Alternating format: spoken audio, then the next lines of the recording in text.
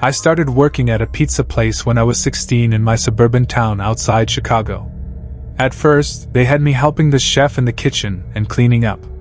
2 months later, my boss told me that on the main delivery guy's days off, I'd be doing deliveries. I said yes, of course. Then suddenly, the regular delivery guy quit. When he came back from delivering a pizza to this one house, he looked completely traumatized and shaken. Something was wrong with his face and his eyes. He went straight into my boss's office, and they argued for about 15 minutes. Then he came out and said, "Good luck, kid," and told me he had quit. I asked him why, and he just said it was a shitty job, that's all. He patted me on the back and left.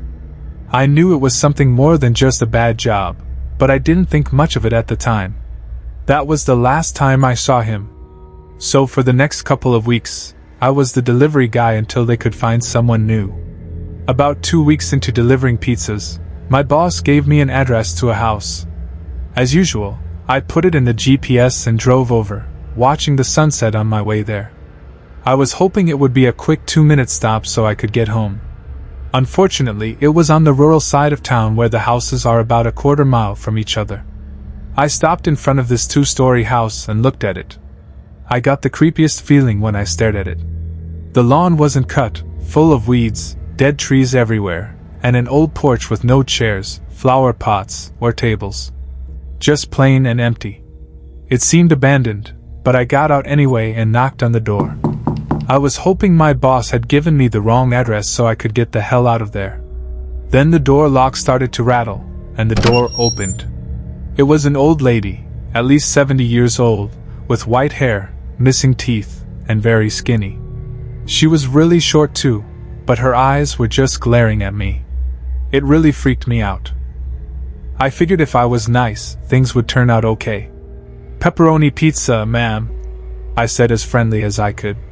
"Yes," she said with a hoarse voice, like she had a sore throat. "All right, here you go." I handed the pizza over, but she just looked at it with no emotion and didn't take it. She was getting her purse. "Did you come with someone else?" I froze, then quickly looked up at her. She was still glaring at me. That question really frightened me. No," I said. "Where's the other one?" "He ran off on me last time he came." "Ran off?" I thought that didn't make sense. "He quit some weeks ago," I said. Then she got her purse and started searching for money, or so I thought. She did this for about a minute, the longest minute ever. With her hands in her purse, she stopped and looked at me. Not in a look of surprise or confusion, but like she was thinking really hard about something. I could tell she was holding something in her right hand inside the purse, but I couldn't see what. I really started to freak out at this point. What if it was pepper spray, or a knife, or even a gun? I mean, what could take her so long to get $10 out of her purse? Then behind her, I saw a shadow, a silhouette of a man coming to the door. All of a sudden, I heard footsteps crushing the leaves on my left side next to the porch, and a man's deep voice saying, "Hey!" I looked over and saw the head of a middle-aged man with an angry look, peeking over the porch. This guy started to climb up onto the porch, and that's when I realized I'd had enough. I darted to my car, threw the pizza inside, turned it on, and drove off. I didn't look back as I drove off in the dark. I had to lie and pay for the pizza out of my own pocket, but it was worth it. On the day I quit, I decided to tell my boss what happened that evening. He freaked out as well and asked me why I hadn't told him sooner. He said James had told him something like he just walked out of there and didn't pay attention to her. My boss then called the cops to look into the sketchy situation, and he told me I could leave. About 2 days later, he called back saying the cops had the house registered as foreclosed for over a year. They found 3 people living in there when they broke in, 2 men and the old lady I encountered. They were arrested, and he didn't tell me anything else. I'm still traumatized, and I don't know what would have happened if I had waited. They could have easily jumped me, but thank God I quit afterwards and I'm still alive.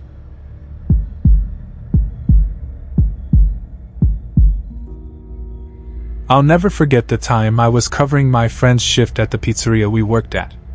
He was the delivery boy while I usually manned the register. On that night, I made 2 normal deliveries to regular people. Then my manager gave me one final delivery for the night. It was 5 miles away, which was a long drive for what I was used to.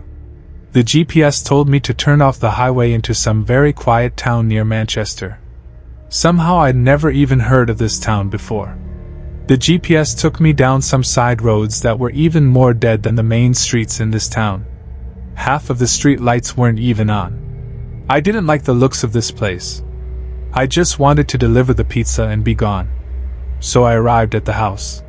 It was a single-story little thing. I rang the bell, and almost immediately the door swung open. There was an older man, maybe in his upper 50s, who opened the door. The few hairs left on his head were gray, and he had a very pale face with a gray mustache. He gave me a smile and told me he'd be right back. He walked away into his house, out of view, and I just stood there in the cold waiting for him.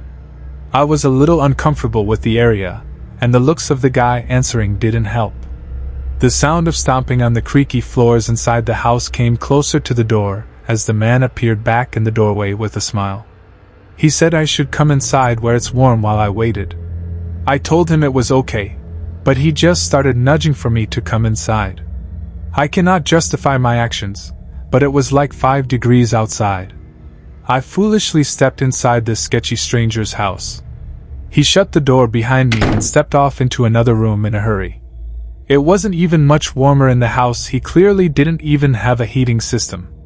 I found myself creeping closer and closer to the door as I got more uncomfortable. Then the man came out of another room and gave me another smile. He opened up a door that apparently led to the basement.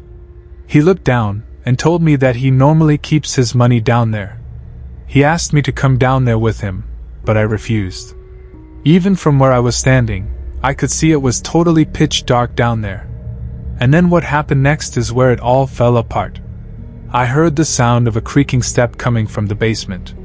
Somebody else was down there.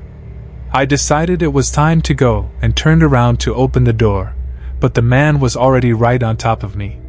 I punched him in the face and managed to get him in a hold, but I heard somebody stomping up the basement steps, and I had to get out of there. I pushed the man to the floor, ran outside, got in my car, and drove off without looking back. I told my manager everything, and he called the cops, but I don't know whatever became of that. My manager gave me a couple days off afterwards. Since then, I am much wiser to the fact that you should never enter a stranger's house.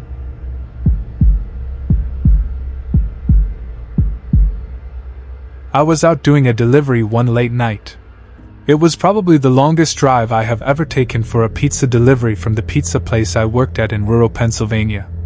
It was a 20-minute drive, which isn't too crazy out where I live, plus they ordered 4 large pies. So I figured it was a party, and I would get a much bigger tip. Navigating the dirt roads at night was always annoying though. I pulled up to the given address. It was some old, sketchy-looking building literally in the middle of a forest clearing. There were no cars parked anywhere, and no lights on. I put my car in park and called my boss.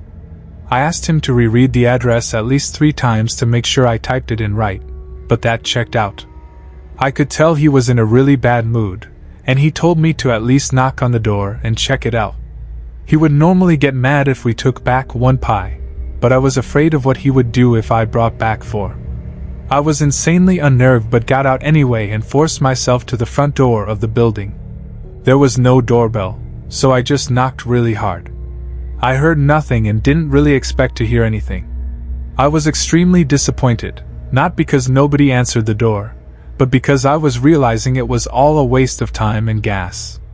I knocked one more time out of desperation and then began to hear some kind of rustling noises from inside the building.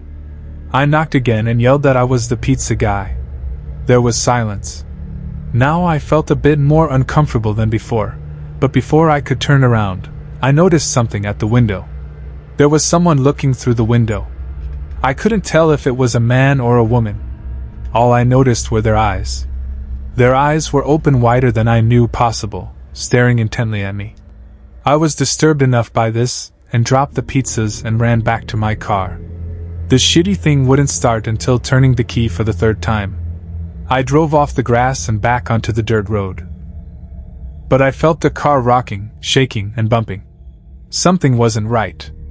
I didn't make it far from the building before I started hearing a sharp scraping sound coming from outside. There was so much resistance that I couldn't even drive anymore. The car came to a stop. I got out of the car to check what the hell was wrong. A chill ran up my spine as I began to feel like my heart was constantly skipping beats. My tires had been slashed and had completely fallen off the rim. Not just the front though, all 4 tires were slashed. I realized somebody did this when I was knocking on the door to that building. Instead of running, I got back in the car and locked the doors. I was so close to that building I could practically see it from where I was, if it weren't for the trees blocking the view. I dialed 911 and explained everything to the operator. She told me the cops would be over as soon as possible and that I needed to stay hidden. I asked her if it was advisable to stay in the car or run, and she told me it would be best to stay in the car with the doors locked. She asked me to stay on the line with her until the cops arrived. My whole body was shaking in all directions. There was nothing but dark, seemingly endless forest. I knew it would take forever for the cops to get there. I was not comfortable with sitting in that car so close to whoever did this. The next part though is what utterly destroyed me. It still shakes me to this day, and I hope nobody ever has to experience this kind of fear. As I was scanning all the windows, making sure nobody was outside, I looked in the rearview mirror, and there was the same person. The same person I saw at that window, eyes open wider than ever. I could see now that it was a woman, and I could ever so slightly see a smile begin to spread across her face. I opened my door and full-on sprinted into the woods, not caring how much noise I made. I ran until I was out of breath, which didn't take long, and I hid behind a giant log on the ground.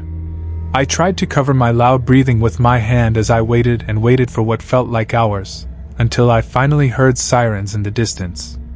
I gathered up all the stamina I had left to run all the way back in the direction of the dirt road. Eventually, the glowing red and blue lights came into view, and I had never felt better in my life. They were parked in front of my car, investigating with flashlights. I came out yelling at them like a lunatic to help me. I fell to the floor and started to gag, almost throwing up from running so much. They picked me up and began to question me, and I explained everything to the best of my ability. One of the 2 cars drove over to the building, and the 2 officers began to search it. They came back with nothing except for a couple of spiky objects. These objects were exactly the same as the ones used to slash my tires. The cops guessed that it was some kind of sick, twisted couple, being that I saw the woman, but unfortunately they were never found, and that still kills me to this day. I obviously quit my job right after that and started working at a local grocery store. I know that I'll never forget seeing that woman in the back of my car.